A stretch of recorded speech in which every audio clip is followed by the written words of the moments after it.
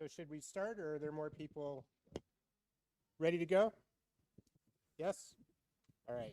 Does this project okay? I don't know if you can hear me. Susan says I have a loud mouth anyway, so you're not supposed to agree with that. All right.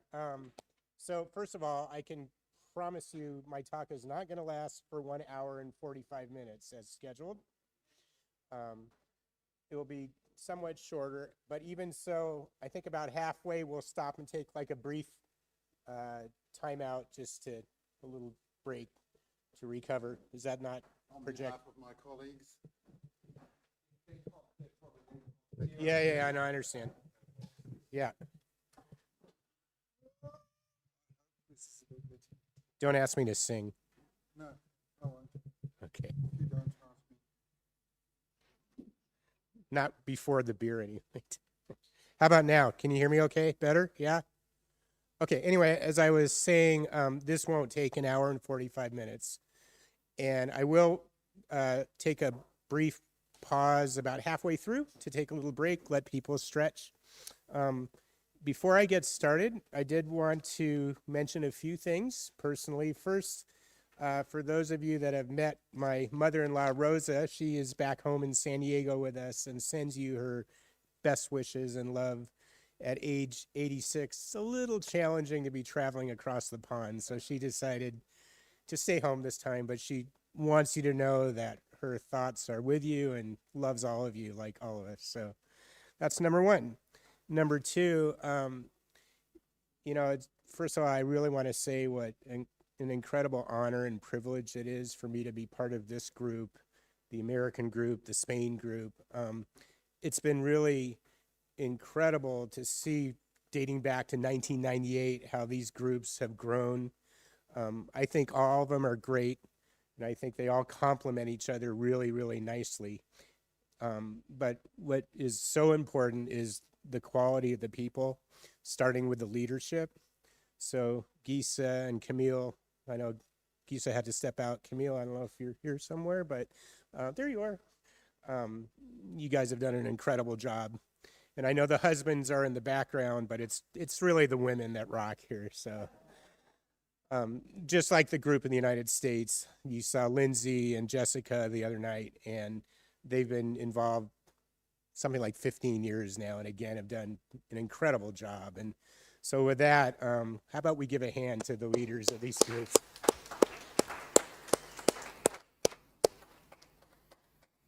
Really amazing and oftentimes thankless work that goes into behind this.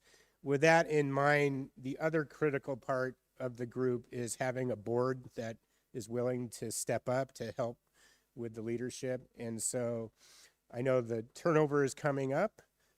I would really encourage, whether you're in a new family or you've been here since 1998, I hope you'll want to rise to the occasion and be members of the board, because that is really a huge part of what makes these groups so successful. I also want to thank Teresa and Ken for their wonderful talks, which in many ways have set the stage for my talk. So they've actually made my talk much easier in some ways. So thank you to both of them. How about a hand for both of them too?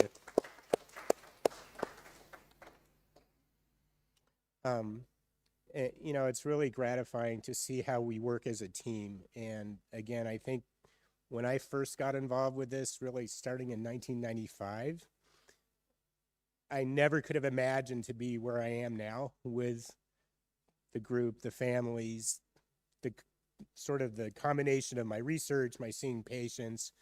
But this has taken it to another step for me. And I know over these last 25 years, I've grown a lot as a person, and I really, again, want to just tell you how much I am honored to be part of this community. So thank you.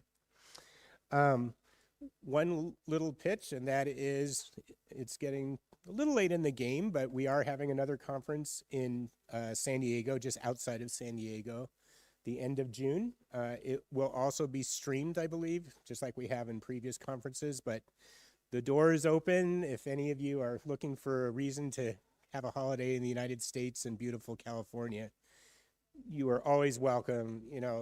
Whether it's you guys or the other groups, we're all one family is how I look at it. So my door is personally always open to all of you.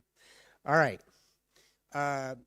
Those are sort of the logistics things. So what I want to do is present to you kind of an overview of the work that really started back in the late 90s when I was still in my training. Like I said, we'll take a break about halfway through. But please, at any time, feel free to stop. Just raise your hand so they can get you a microphone so that the stream can pick up your questions. So don't hesitate at any time to stop me and ask any questions you might have. All right, any questions so far? Okay, good. Now let's see if I can figure out how this works. Okay, so I'll have to put on the old man's glasses here so I can see what I'm reading. Just to kind of give you an overview of what I'm going to talk about today, I'm going to tell you about the particular heart defect that I've been most interested in, called hypoplastic left heart syndrome.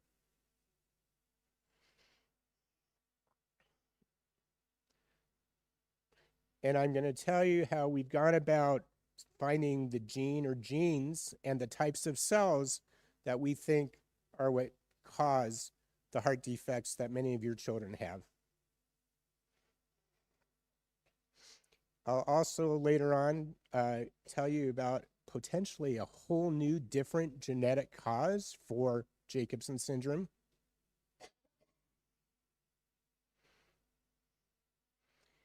And what has always been part of my vision is to hopefully apply what we learn from your children to the general population of children that are born with heart defects. And many of you probably don't know that by far, heart defects are the most common type of human birth defect. So about, almost depending upon how you define it, about 1 in 100 babies are born with some kind of a congenital heart defect. And believe it or not, even to this day, in most cases, we don't understand the cause or how it happens.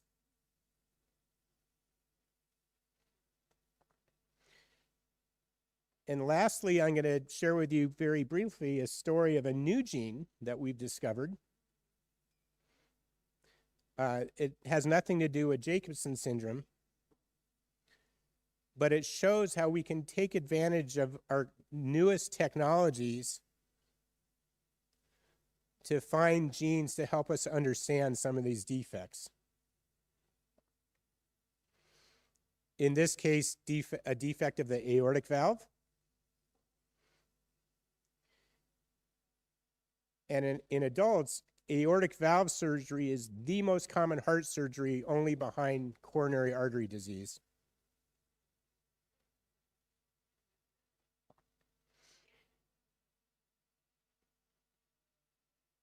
And just for fun, some of these questions have come up over the years. In particular, why do some of your children have a heart defect and maybe another child with the same deletion has a completely normal heart? We're beginning to understand, we think, why that might be. And also, why is it that those of your children that do have a heart defect, why is that so variable? So in one case, it might be just a relatively simple hole in the heart.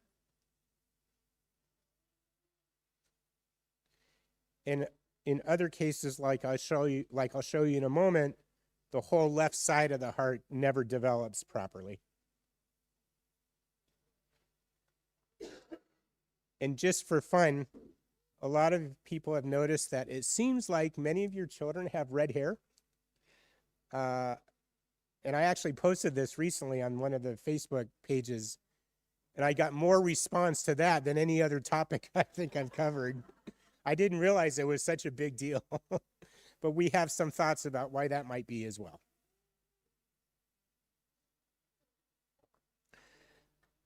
So I think, as you've heard from some of the other talks, when I got involved with this in the late 90s, there were three major, well, I didn't even know that until starting, but there were three major causes of mortality in people with Jacobson syndrome.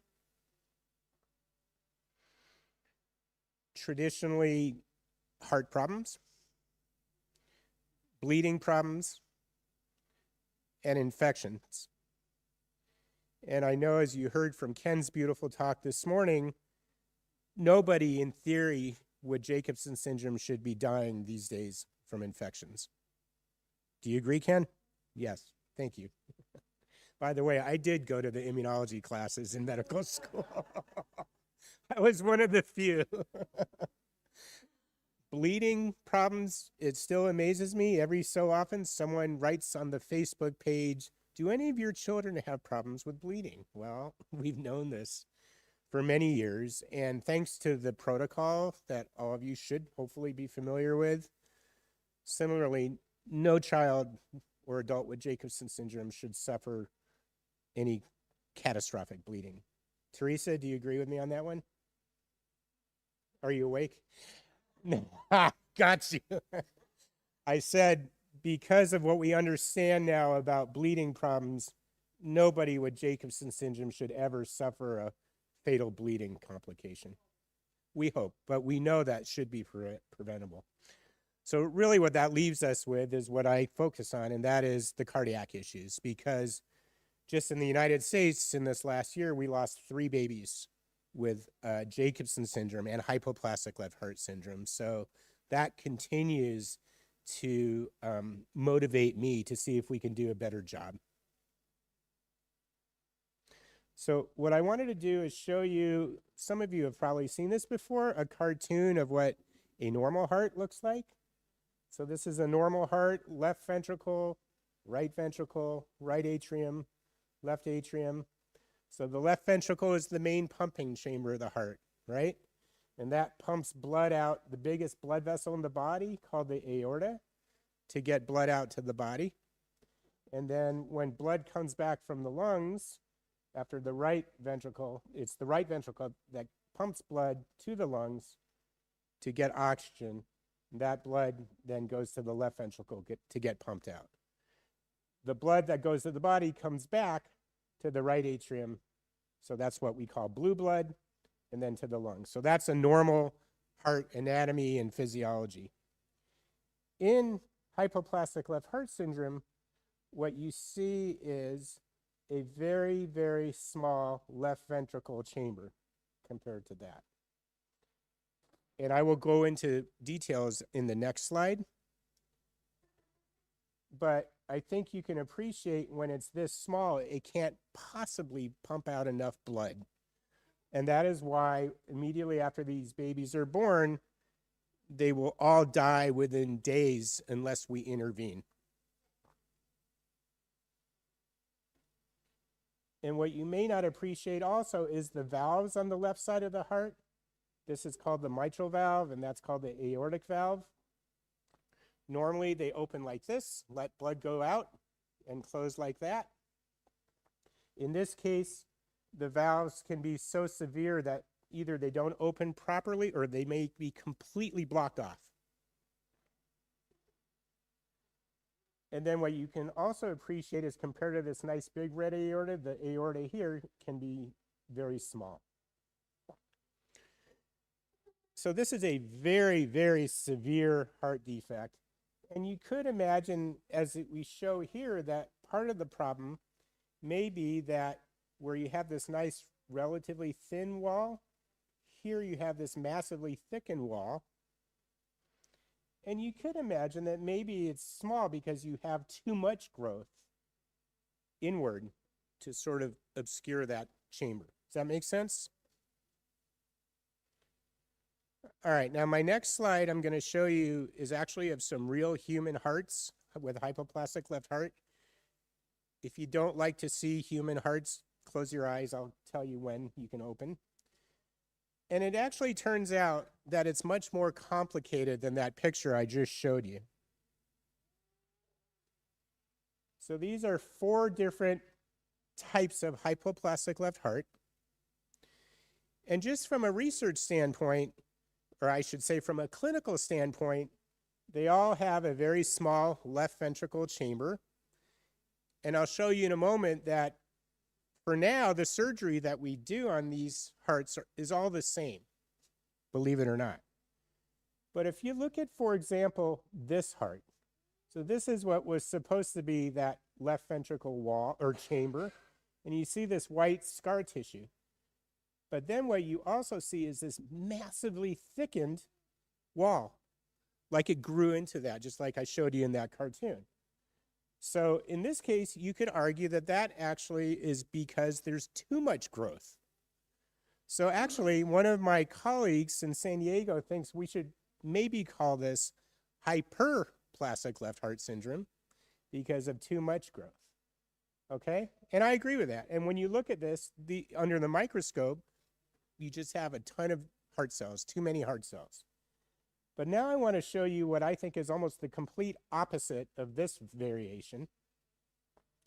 This is what happens in the 5 to 10% of children with Jacobson syndrome, with hypoplastic left heart syndrome, in most cases. And here you see something very different from this. Here you have this very small slit. That was supposed to be the left ventricular chamber. So again, no way that's going to pump blood out. And basically what you have here instead of this massive thing is just this what we call a slit-like left ventricle. So in this case, you could think that maybe it's not too much growth inward, but it's actually a failure to grow outward to keep up with the rest of the growing heart. And I can tell you, nobody has had an opportunity to study any of these types of hypoplastic left heart syndrome the way that we can now that we know, oops, sorry about that. Now that we know that for one specific genetic cause, Jacobson syndrome, this is the most common type. So that's an incredibly powerful opportunity to learn some things about hypoplastic left heart syndrome that have never been discovered before. Does that make sense to everybody? And again, what I'm showing you here is a big reason why there has been such little progress in this field up until now. And this is another pretty graphic picture. This is a very sad story of a little baby who was born last June in Dallas with Jacobson syndrome. She was diagnosed prenatally. And incredibly, the family reached out to me knowing that they weren't going to be offered surgery for this in Dallas. And this is her heart, same thing that I just showed you. And I literally flew down to Dallas after she passed away because this family offered to donate their baby's heart. So this is Sophia's heart, and we are, as I speak, doing studies to learn things about this heart that have never been performed before. And in fact, two other babies, one 6 days later and one a few months later in the United States, also passed away with Jacobson syndrome and a hypoplastic left heart. And similarly, those two families also have donated their hearts to us. So now we have 3 Jacobson syndrome hypoplastic left hearts that give us an incredible opportunity to learn what has never been studied before. So this is in a way the worst case scenario, but also an incredible example of heroics from families who during their most difficult time have stepped up to do something to want to help others. And I think that's incredible. Question? Which language? Oh, thank you. Okay. Or yeah, no, you need to. Yeah. Is Yeah. it working? Yeah. Yeah. You're good. Okay, perfect. I just had a question. You mentioned that 3 cases of Jacobson, they all passed away. Correct. Even though, at least in one of the cases, it was identified prenatally. Correct. So, were there complications during surgery? Was surgery not possible? Why did this Right. So happen? this baby, because of all the other problems that go along with Jacobson syndrome, this is very debatable. I'm just telling you what happened. She had a very, very large deletion, by the way. The surgeons in Dallas did not think it was ethical to proceed with surgery. That's very debatable. I'm just telling you what happened there.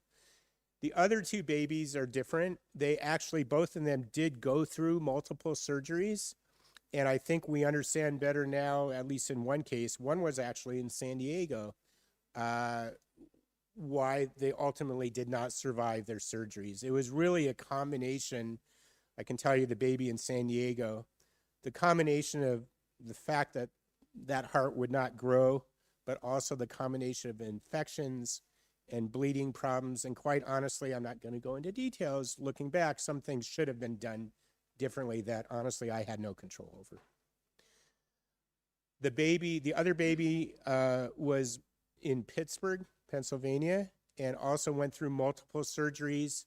And it's kind of a similar situation where I think it was a combination of the heart and bleeding and infections that just created an impossible situation in that case. So it's when you already have a very complex heart defect and then you have these other complicating factors, it's challenging. Yes, Teresa, you might want to get a microphone. Yeah.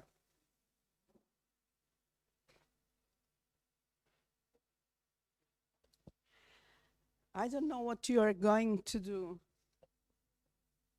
with hearts, but I would like to suggest you something on genetics ground.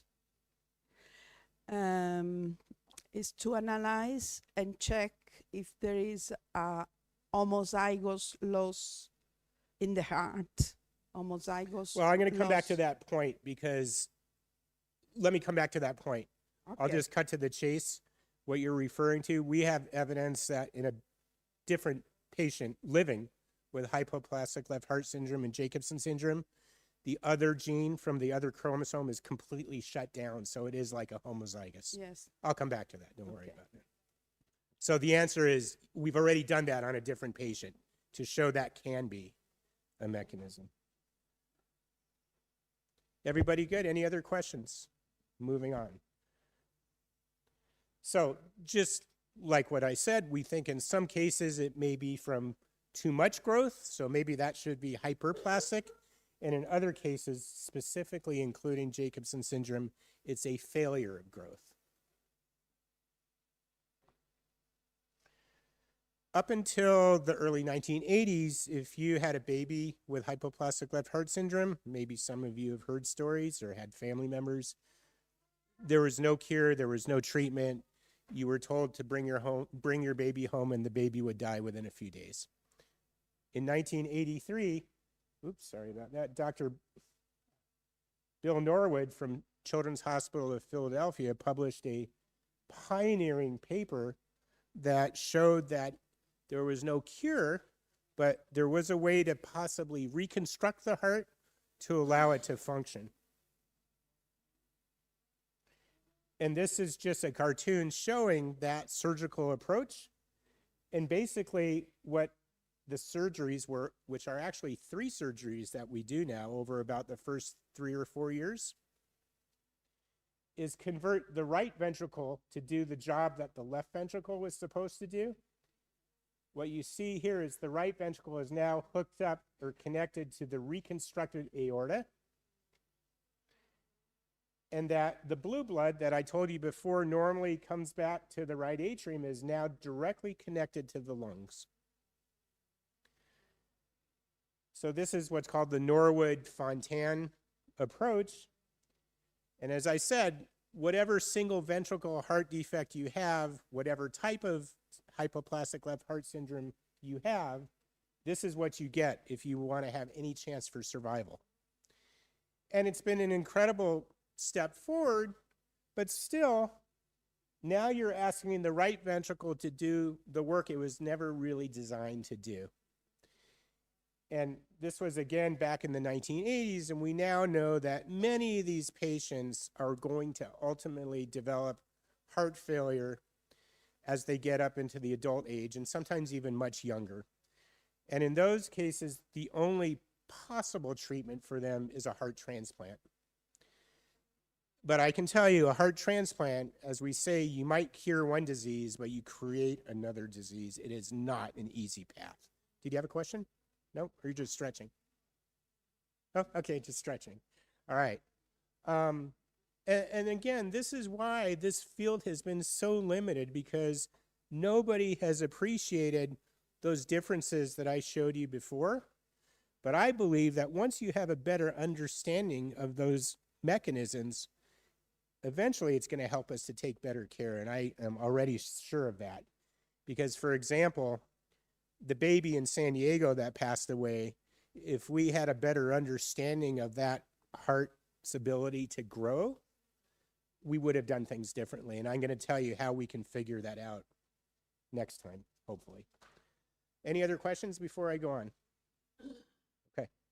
So many of you have seen this old slide that I like to show. This is from the first child that I ever took care of back in July of 1995 with Jacobson syndrome. I was taking care of him because of his heart defect, which was like hypoplastic left heart syndrome.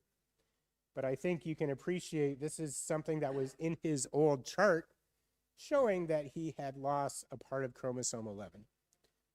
And in his chart was Dr. Jacobson's original paper from 1973 reporting a family with multiple family members affected.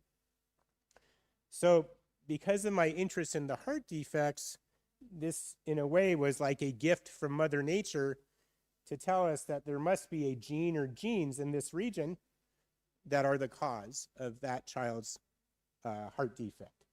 Make sense? So for the last 25 years, we've been trying to figure out that whole story. All right. So as you know, even to this day, we were just talking this morning that starting back then, we still are trying to learn. Ken, Teresa, you can agree with me, I'm sure, that even now, there's always more to learn. And this was our first attempt, this paper that we published in 2004 on actually 110 cases. Up until that time, the biggest group of patients in one paper was 17. So it was really a big leap forward.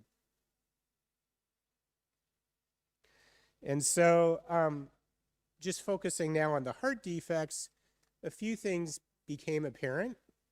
One is about half of your children have some kind of a heart defect, even two children with the identical deletion. And I'm going to come back, Teresa already sort of hinted at why that might be. And interestingly, in terms of hypoplastic left heart syndrome, about 5 to 10% of babies with Jacobson syndrome are born with hypoplastic left heart syndrome. And that, to my knowledge, is more frequent than about any other genetic syndrome. So just from the research standpoint, it was sort of a blessing that somehow I came across that first child to give me an opportunity to be able to get to where we are now. The other thing that's very interesting is many of the other common heart defects that I see every day at my hospital, many also occur in Jacobson syndrome. And another interesting question is why, again, might one baby be born with hypoplastic left heart syndrome and another baby born with an atrial septal defect, a hole in the heart? We have some, I think, good answers to begin to address that. And again, why is it that the other half don't have any problem with their heart? So one of the technologies that we've been able to take advantage of that many of you are familiar with now is what we call the microarray. And instead of that very crude karyotype picture that I showed you before, this technology allows us to get much more details of exactly where the breakpoint is of the deletion.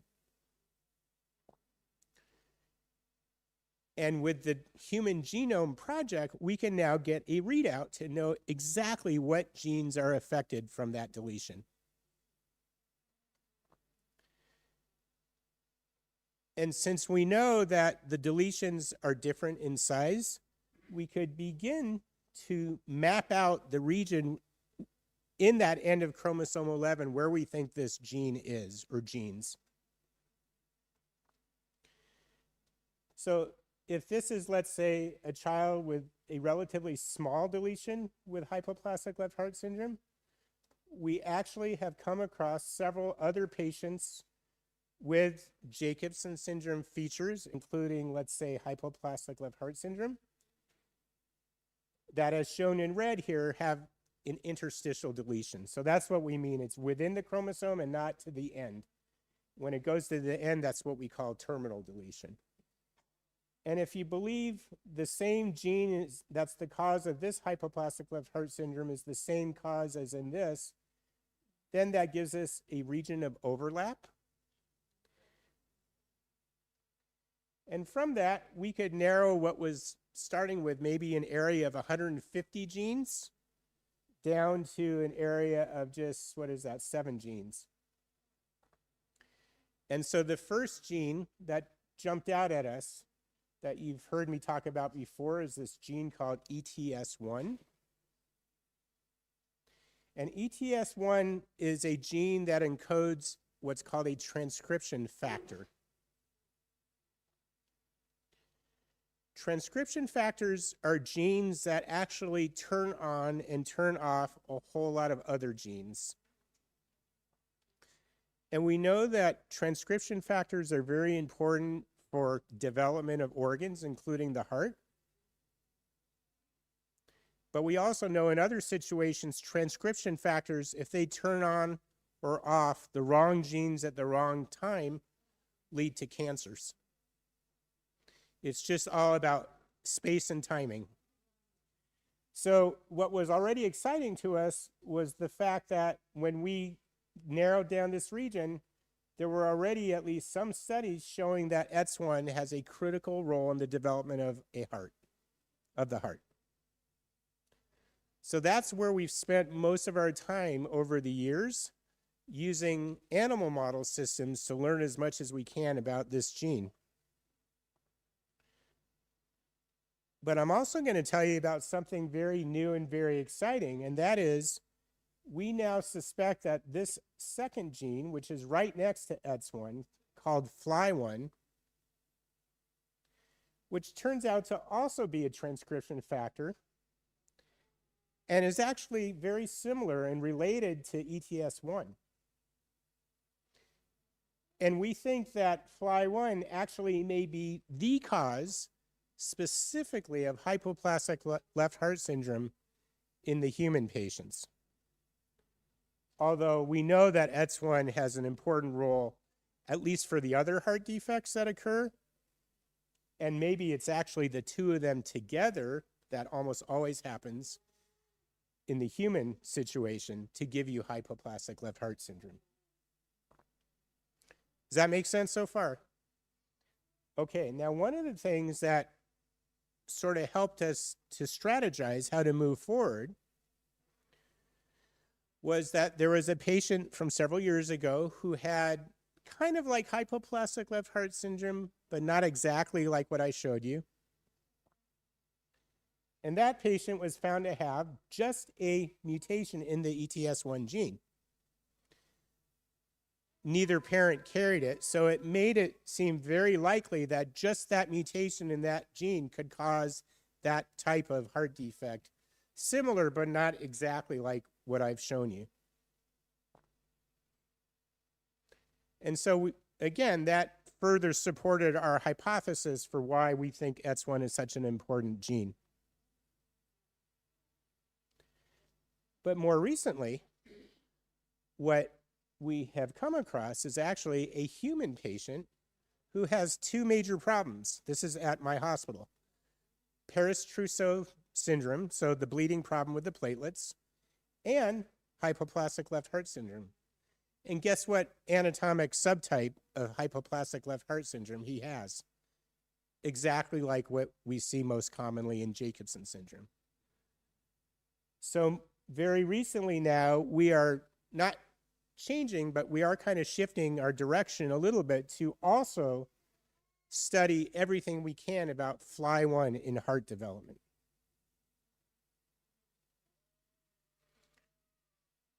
So for now, I want to tell you more about what we've been doing with ETS1. And these are pictures of mouse embryos. And the first question you want to know is, where is this gene or the transcription factor actually functioning as the heart is developing? And don't worry about the details, but everywhere you see blue in these sections through a mouse embryonic heart is where the S1 gene is being expressed. And what we found is there are actually two types of cells that we know are critical for the developing heart in mouse or humans or even a fruit fly in some cases. And one is called the neural crest, and the other is called the endocardium, or actually cardiac endothelium. And just to tell you a little bit about cardiac endothelium, I'll come back to this, but cardiac endothelial cells are what make up the walls of blood vessels, okay? And in the heart, as I'll show you in a few minutes, there are specialized endothelial cells that have some functions, critical functions in the heart. All right, so basically, what we think is that it's the loss of ETS1 in one or both of these populations of cells that gives us all these different heart defects. Does that make sense? But what's interesting, though, is all those pictures I showed you about the heart muscle either being overgrown or not growing enough, these transcription factors, ETS1 and FLY1, are actually not expressed in those heart muscle cells. But we know that there are signals from these other cells that are required for heart muscle to grow, and I'll come back to that. So I want to tell you about a really interesting population of cells called the cardiac neural crest. This population of cells was originally discovered in the 1970s by a lady named Peggy Kirby. And she was interested in learning how nerves regulate heart function. And what she discovered is that in the developing spinal cord or neural tube, there is a population of cells called the neural crest, or specifically the cardiac neural crest, such that if you eliminate these cells, you see heart defects. And the reason for that is because, as shown here, normally, as the heart is developing, these neural crest cells leave this developing neural tube and they travel or migrate to these different forming structures of the heart. So down here, these cells help to separate the two outflow tracts. So that's kind of the walls that separate the aorta and the lung or pulmonary arteries. Actually, even the wall that separates the two ventricles. So the wall that separates the ventricles, the wall that separates the two great arteries, and further on in those main blood vessels, okay? So what Peggy Kirby showed is if you disrupt this process, you get heart defects.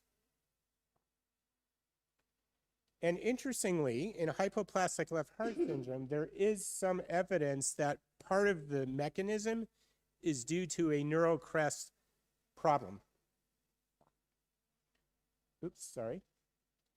And in this case, there is a neurologic disorder of the gastrointestinal tract called Hirschsprung's disease that is due to neural crest defects. That happens far more frequently, over 100 times more frequently in people, babies born with hypoplastic left heart syndrome.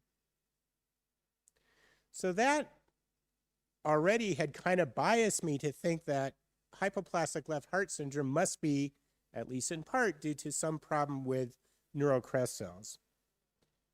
So my lab uses genetically engineered mice. And what we can actually do is specifically eliminate one gene, either in all of the developing tissues of the animal, or, for example, specifically just in a population of cells like the neural crest. And what you see here is this is a three-dimensional reconstruction of a mouse embryonic normal heart. This is done using a cardiac MRI, just like what we have had in many of us as adults, older adults. And what you see here is the left ventricle, the right ventricle, the red is the aorta, the blue here is the pulmonary artery. And you see here the wall separating the two ventricles. Can you see that okay? Or should we turn down the lights? Can everybody see that? Okay. And if you take like a section through that heart, this is actually the aortic valve. And what you see here, these three asterisks are the three normal leaflets, what we call a tri-leaflet aortic valve. And this is just another way of showing the same thing. And all this blue, or here all this hot pink, are actually neural crest cells. So we know that neural crest cells have a critical role, like I showed you in that cartoon, in the development of this aortic valve. When we get rid of the ETS1 gene in the neural crest cells, we don't see hypoplastic left heart syndrome, but we do see something else. We see a hole in the heart. So this is this connection here that you wouldn't normally see. So we call that a ventricular septal defect, or VSD. And we also see that this red vessel, the aorta, instead of normally hooked up to the left ventricle, is now pushed over and lined up with the right ventricle. And we actually call that double outlet because you have both the aorta and the pulmonary artery coming off of the right ventricle. That defect does also happen in Jacobson syndrome. And if we look at that aortic valve, look at that, no blue. And here you only see two asterisks, meaning in about half of these mice, one of those leaflets is completely missing. So this again supports the hypothesis that neural crest cells have a critical role in the development of these structures in the heart. So namely that wall and also the developing aortic valve. And here, compared to that, I think you can appreciate there are far fewer pink cells. So just hang on to that thought, because I'm going to come back to that towards the end of my talk about a whole nother story of neural crest cells. All right. And remember that cartoon I showed you with the cells kind of moving down? Of course, that was just one snapshot. But actually, what we can do is label these cells. So this is actually, if you see these arrows here, these are neural crest cells in a developing mouse embryo. I think you can see this is where that neural tube was. Okay, that's the neural tube. And these are the cells that are leaving the neural tube to migrate down to what is the developing heart. And what you can see here, thanks to the person in my lab who did these beautiful experiments, Lizu Lin, is this really nice kind of stream of cells moving to where they need to go. So that's a normal mouse heart. And when we delete our Jacobson syndrome ETS1 gene in that same, in neural crest cells, we see a complete loss of that normal traveling or streaming of neural crest cells. So basically, what that shows is that this population of neural crest cells never gets there from the neural tube to form that wall and to help in the development of the valve, the aortic valve. Okay? And to answer Teresa's question, what we could actually do from some of our living patients is actually grow cells from a patient with Jacobson syndrome and a hypoplastic left heart syndrome. And I'm going to show you a video about how we do that in a few minutes. But what you can do is actually take skin cells, or now these days blood cells, and reprogram with some genetic magic those cells to be heart cells, or in this case, neural crest cells. And we did that, in this case, from 3 normal controls. So don't worry about the numbers, but this just shows you 1.0 is normal expression of the ETS1 gene. And these two are 2 different patients with Jacobson syndrome and hypoplastic left heart syndrome with that same anatomic subtype. And in one of the two patients, there is no expression of ETS1, which means from the normal chromosome that's not affected, at least by deletion, for some reason, that gene is not being expressed as either.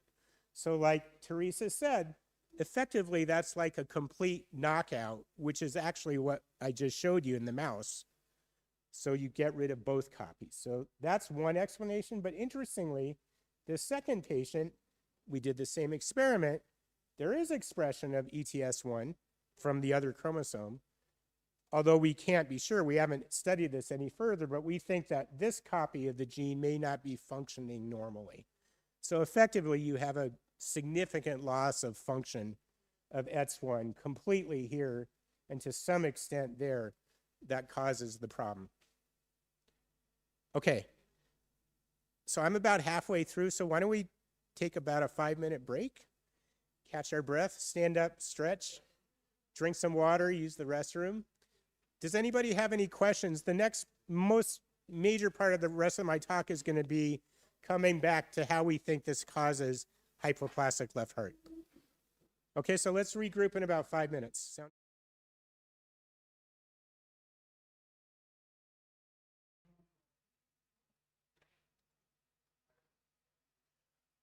So while he's sorting this out, does anybody have any more questions? Not yet. Give me time. All right.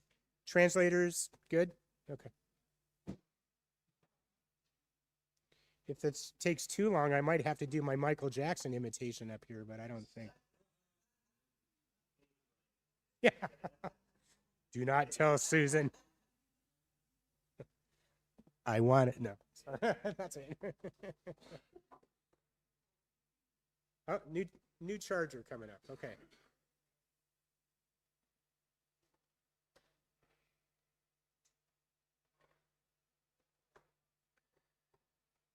By the way, you know, all those studies I showed you on the neurocrest cells, two people, one in particular that I mentioned, Lizu Lin, who's a senior staff or project scientist in my lab, PhD, did most of those beautiful experiments with all those different colors to show those cells. And then Antonella Pinto, a postdoctoral fellow, did that last experiment that answered Teresa's question about the human cells and the expression. So make sure we acknowledge both of them.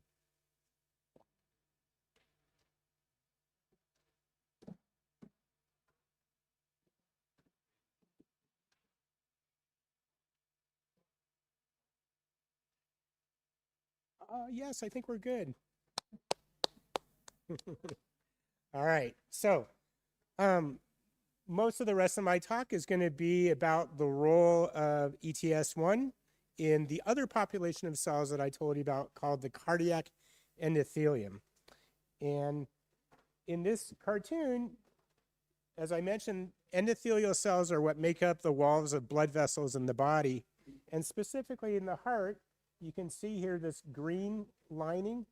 That is a special population of endothelial cells that make up the inner lining of the heart. That's called the endocardium. And it turns out what we know already before we even got into this is the endocardial cells secrete critical factors that are required for the development of the ventricle. And we'll come back to that theme in a little while. The other place where you see ETS1 expressed in the heart endothelial cells is actually in the branches of the coronary arteries. So that's called the coronary vascular endothelium that actually supply blood to this outer part of the heart muscle. Okay? And again, we know that these very special coronary vascular endothelial cells also secrete factors that are critical for the developing ventricle. So you could certainly hypothesize that if you take away ETS1 in either the endocardium or in the vascular endothelial cells, that might cause maybe even hypoplastic left heart. So what I'm going to show you next is actually a paper that was published really before we even identified ETS1. Oh, this isn't working now. Where did, come back. For some reason, neither function is allowing me to advance the slide. Did you break it? I can figure out hearts, but I can't figure out a project. Yeah, it's not responding. Did it Not at all, freeze or but- something? Maybe, no. Oh, yeah, That does- okay. can- What did you do? pick one? What's that? No. No, you hit advance. So just, Okay, so just do the, all right. So it turns out, some of you may have seen this slide, that many of the same genes that are involved in the development of the human heart are actually involved in the development of the heart of something you see in your kitchen, what's called a fruit fly or Drosophila. And I am very, very fortunate to collaborate with some people in San Diego that study fruit fly heart development. And interestingly, again, before we discovered the ETS1 gene, this paper was published showing what happens if you get rid of the ETS1 version in the fruit fly. And this, if you can see this, is just a little tube. So each one of these green and yellow is a heart cell. So this is a fruit fly embryonic heart, which is basically just a tube. And this group published 20 plus years ago that if you get rid of what's called pointed, so that's the fruit fly version of ETS1, you see, in this case, actually this overgrowth of cells, of both green and yellow cells, that pretty much obliterates that lumen or chamber. So of course, these guys had no idea what hypoplastic left heart is, but I thought that that was a very powerful observation that suggests that maybe pointed or ETS1 is doing something to regulate the growth and development of these developing heart cells. Okay? Now that's a fruit fly, not anywhere close to a human, but I can tell you my collaborator has identified another gene called Tin Man that has led us to identify human patients with a mutation in that gene that alerted us to have to put in a pacemaker that has literally saved the lives of a number of our human heart patients, thanks to a fruit fly. So don't swat a fruit fly next time you see one, because they actually are life-saving. All right, next slide. So one of the other animal model systems that we use is a frog. And I am very blessed to have another collaborator named Shui Ni, who works on frog heart development. She's a PhD. And a frog heart normally just has one ventricle, and this is what I'm showing you here. And the green are just all the heart cells, the normal heart cells. So this is a normal frog ventricle. And she did an experiment similarly to eliminate ETS1 in the precursor cells that give rise to the cardiac endothelial cells. And look what you get here. This is a much smaller heart. And I can tell you they can do video filming, and this heart does not beat well at all. So it's small and does not function well. And those are really two of the hallmarks of hypoplastic left heart syndrome in humans. So in frog, this is really exciting because this actually makes us think that ETS1 is the gene that can cause hypoplastic left heart syndrome. Well, of course, nothing is as simple as what you would like, because now we turn to the mouse model, because the mouse heart is much more like a human heart. And I think, like I showed you before, this is actually a normal mouse heart, just staining all the heart cells. So this is the left ventricle, this is the right ventricle. And if you enlarge that, you see here, actually there's this part, this is kind of the outer layer of muscle. That's actually called the compact zone because it's more compacted. And then you see these kind of like finger-like projections. That's another population of heart cells called the trabecular layer. Okay? And I can tell you to this day, when we knock out ETS1 in the cardiac endothelium, we've never seen hypoplastic left heart. Damn, right? So that's kept me up quite a lot at night. But we do see something that is also very abnormal, though, with the ventricle. I think you can appreciate here, this compact zone completely gone when we knock it out in the cardiac endothelium. And what we see is just sort of this very lacy appearance. And this mouse actually didn't even make it to birth because you could assume that this heart could not possibly do what this is supposed to be doing. Okay, so yes, it's exciting. We have evidence to indicate that ETS1 has some role in the normal development of the ventricles, but we're not seeing hypoplastic left heart syndrome. So why is that? Let me go on and share you some additional information. So Lou Wang in my lab is a PhD, originally a postdoctoral fellow, and now a project scientist. And one of the things he could actually do is study those mouse hearts where ETS1 is eliminated. And he could actually identify those genes that ETS1 regulates. Remember I told you transcription factors turn on and turn off different genes?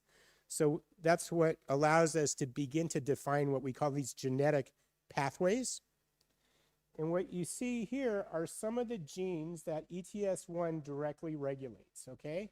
And if you look at their functions, as you would have hoped, basically they're all genes that are involved in the development of the cardiovascular system. So that's a very reassuring result that we're hopefully on the right track. And very interestingly, if you look at some of these genes that ETS1 directly turns on and turns off, several of these direct downstream targets, as we call it, what's the problem? My wife has never told me that. All right, I have to talk loud. Sorry about that. I'll wait till he gets back.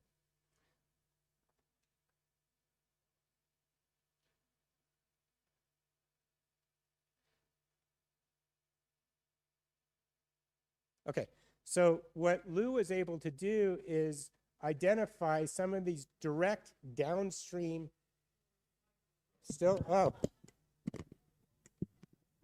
Then I'll start singing. Yeah, thanks. Hang on. I think it's kind of too top heavy, I think.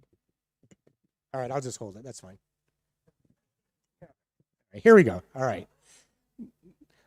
Is this okay? Okay, thank you, Sandra. You've probably never told a guy to speak louder before, have you? Okay, so when you look at these downstream target genes, what's really interesting is, for example, this gene has actually by itself, when mutated, been associated in, or been found to be mutated in patients with something called tetralogy of Fallot. It's another heart defect that does occur in Jacobson syndrome, but not as common. Whereas this gene called Claudin-5 has actually been shown in the frog to cause that same defect of the ventricle that the ETS1 knockdown causes in the frog. So what we think is happening, so for example, I know I can share this first gene called ALK1 has been associated with something called total anomalous pulmonary veins. The veins, instead of going to the left side of the heart, go to the right side of the heart. For example, one of our U.S. families, a child was born, there are a couple of kids that have been born with that. So what we think might be going on here is that for any one patient, whichever gene on this list is the most sensitive to the loss of ETS1 will determine what heart defect, if any, you get. Does that make sense? So I think for the first time, this gives us an ability to answer that question I asked before. Why do some of your kids have different heart defects? Or why do some kids not have any heart defect? So it's either the complete loss of the one copy or an abnormal version of that one copy combined with any one individual's sensitivity among these genes to the loss of ETS1. And just like different people have different eye color, different people have probably different relative sensitivities among these genes to the loss of ETS1. Does that make sense? I hope. So, just to summarize here, talk about the rarest of the rarest, right? So these are all different patients with Jacobson syndrome over the years. Edgar is actually the first kid whose chromosomes I showed you back from 1995. This little girl had a much smaller deletion, but with hypoplastic left heart syndrome. This little baby was also born with hypoplastic left heart syndrome, but with a very small deletion. And these are actually 2 of the 3 babies from this past year that I told you about. All right. Last few minutes, I'm just going to show you a few other things that we've been doing that are kind of offshoots of Jacobson syndrome. This is actually literally just from a couple of months ago. I was taking care of a patient in the hospital, a 15-year-old girl, and here's what she has. Hypoplastic left heart syndrome with the same exact anatomic subtype that happens in Jacobson syndrome. Persistently low platelets, persistently low white blood cells with low antibody titers, growth hormone deficiency, mild intellectual disability, and some very mild facial features, including the down slanting eyes.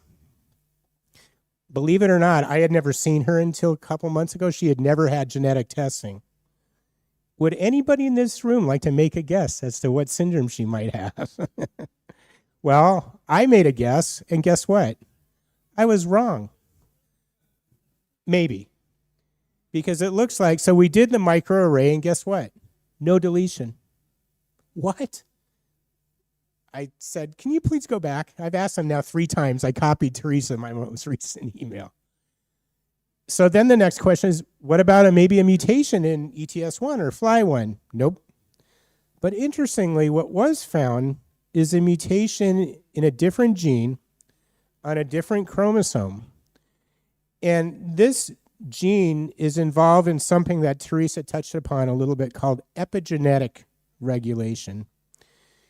It's a whole nother level of how genes can be regulated.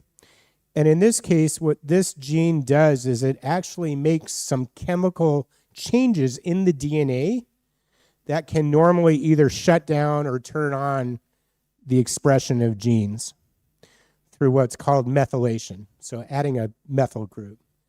The good news is we actually now, I've made a connection just in the last few weeks with the world's expert studying this gene, and he's going to do an analysis on this patient's DNA to determine if, in fact, genes like ETS1 or FLY1 or maybe something else in 11q might be affected because of the loss of this gene.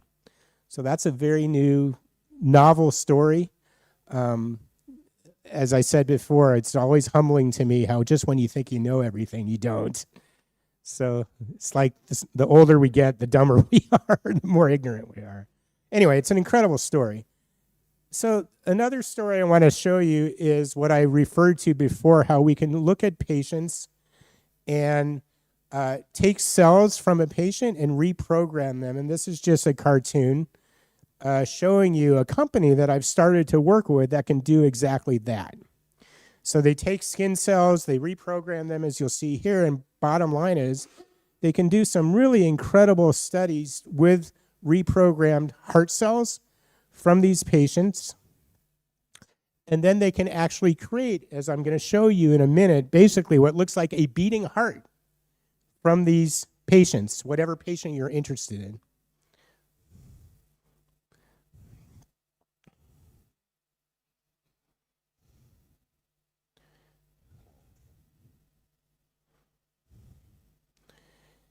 Keep watching because this gets really pretty cool, I think.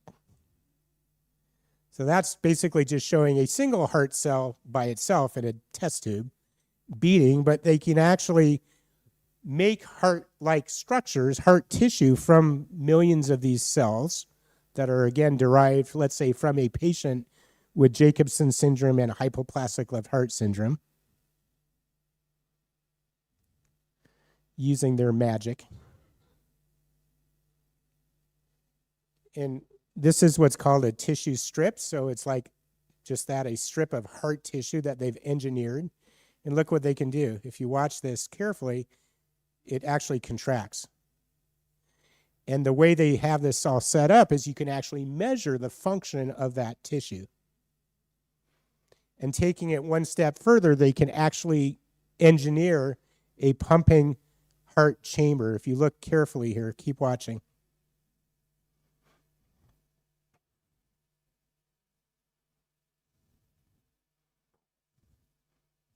Look at this. This thing actually pumps and actually can eject a volume that can be measured.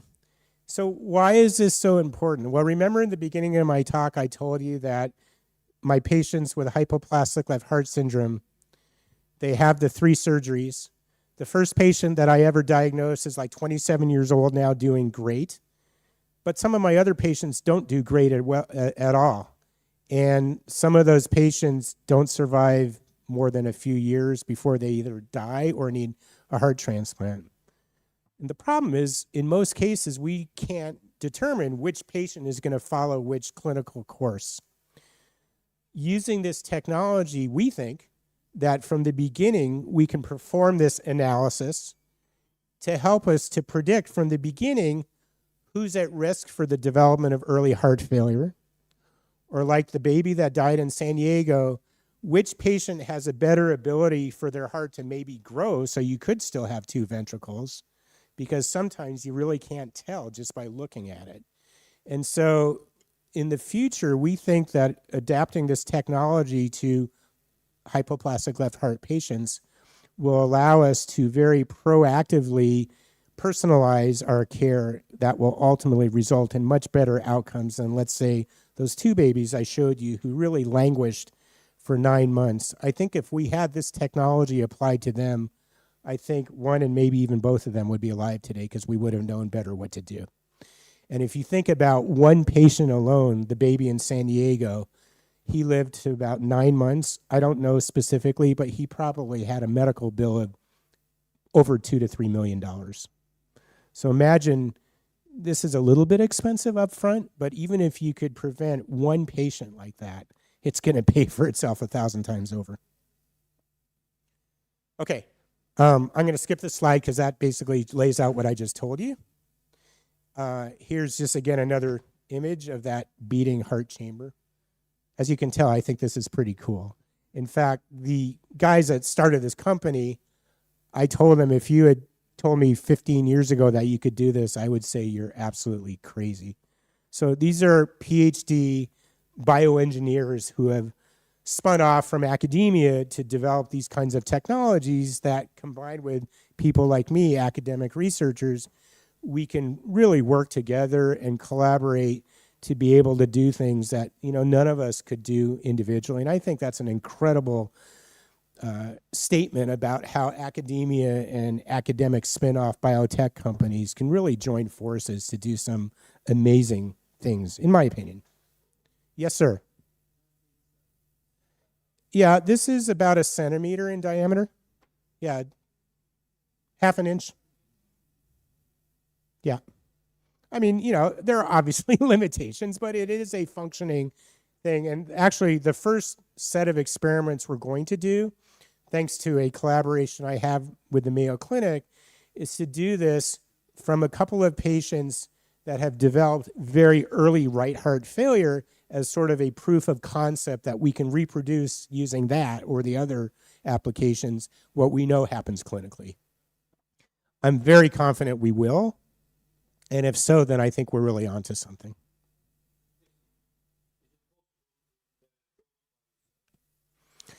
Okay, so he is asking a really good question. Is it possible to let this grow by itself?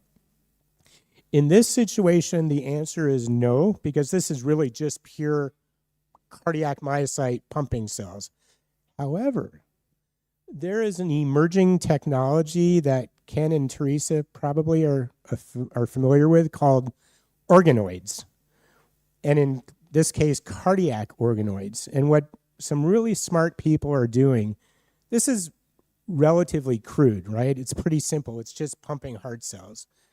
But people are actually taking stem cells And again, with the same kind of trickery, they're actually inducing these stem cells to grow into organs. So that's what we call organoids, including the heart. And now that you asked this question, because it's so cool, we're actually I have a new collaborator who just moved to San Diego from a very well-established lab up in San Francisco. And we're going to work together to take, again, some of these patients, like the patient with hypoplastic left heart syndrome and the FLY1 mutation, and he's going to apply his technologies to generate a cardiac organoid in a petri dish. And I'm sure something's going to be really messed up with that heart. In that case, since we know the single gene mutation that's the cause, what we can do is then come back and use something called CRISPR technology. We can actually go back and repair that mutation to make it normal, and then make a cardiac organoid out of that.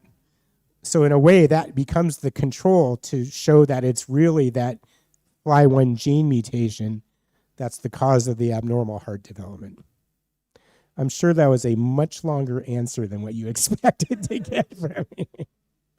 Great question, though. So definitely some limitations, but I think if you ask the right questions, this can give you some very meaningful information, including, for example, are the cells from like a Jacobson syndrome patient capable of growing, right? Because sometimes we get a mildly hypoplastic ventricle, not as bad as what I showed you.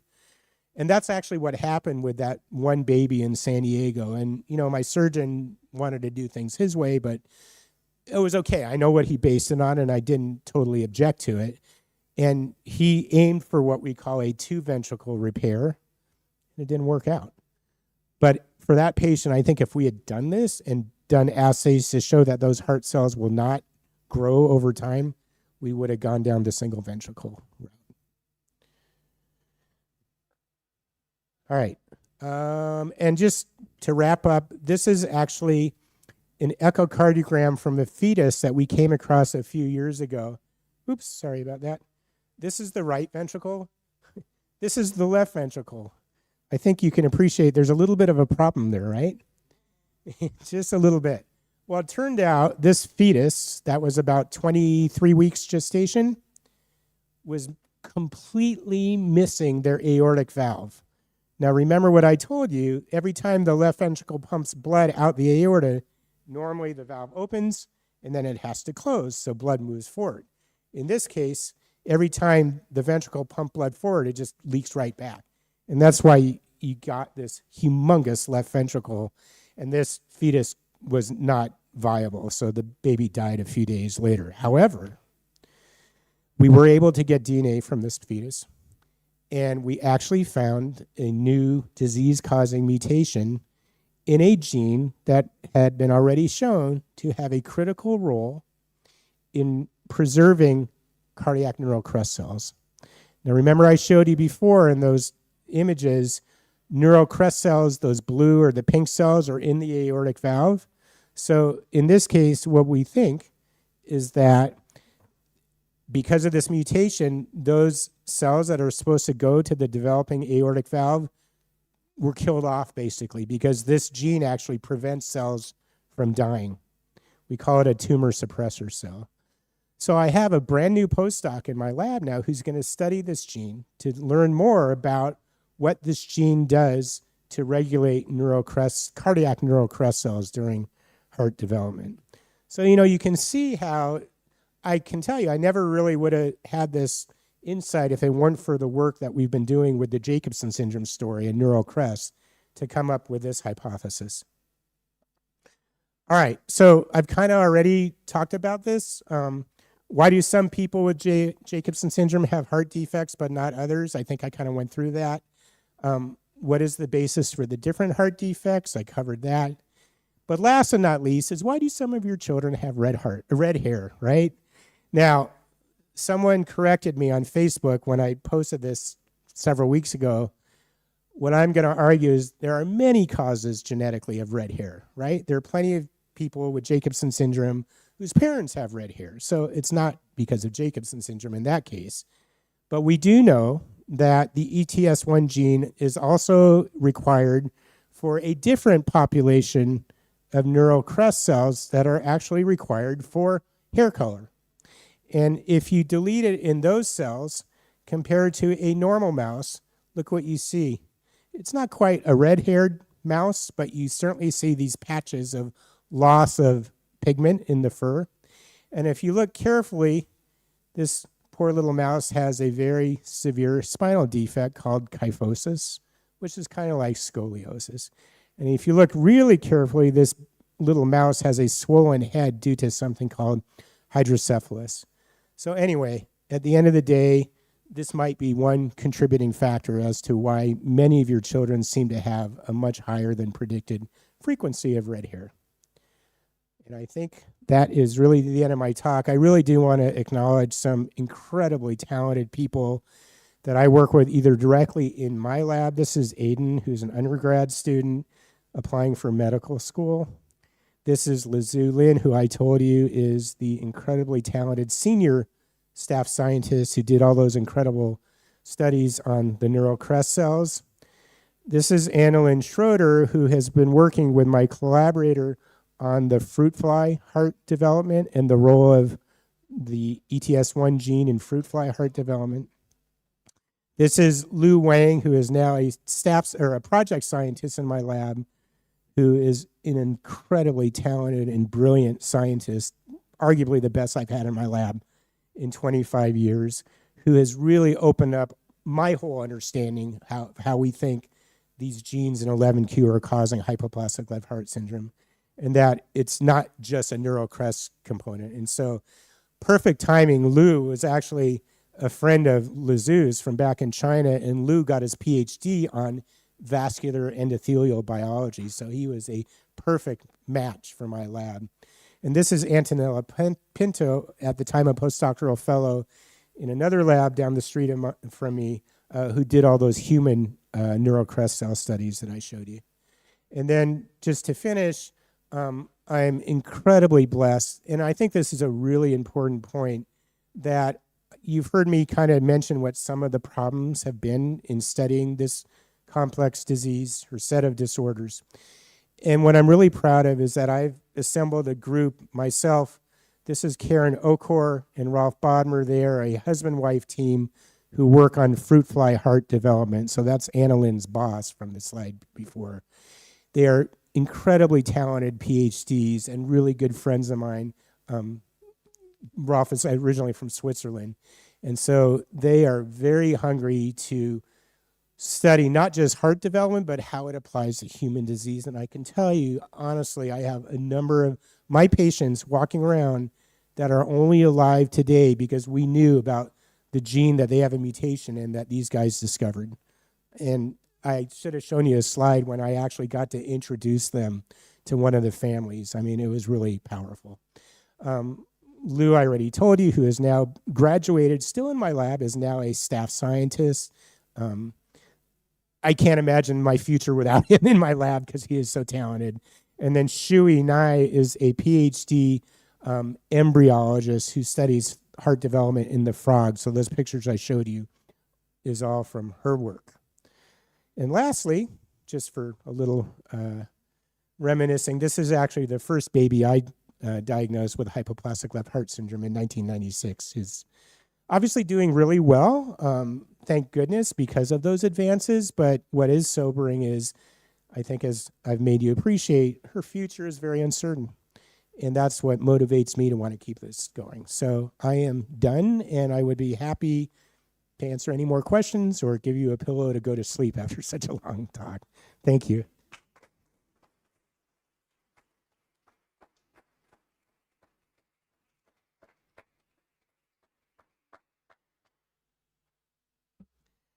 That was a lot of stuff. But again, I just want to come back and say, this group, what you guys have done to help me, including recently a nice contribution to help support my research in my lab and to help support people like Lou, is just, overwhelmingly generous. And I can't thank you and the other groups, the Spain group and the American group, for all the support over the years. So again, it's not possible without you guys. Any questions? Nope. Beer time? No, there's some more activities. All right. Thanks again.